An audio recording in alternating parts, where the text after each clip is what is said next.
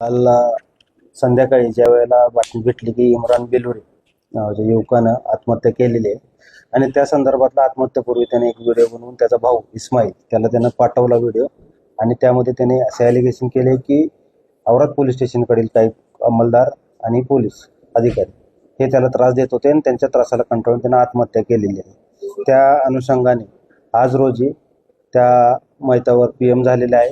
त्याचबरोबर त्याचा जो भाऊ होता ज्याला त्याने व्हिडिओ पाठवलेला होता त्या व्हिडिओची दखल पोलीस प्रशासनाने गांभीर्याने घेतलेली आहे।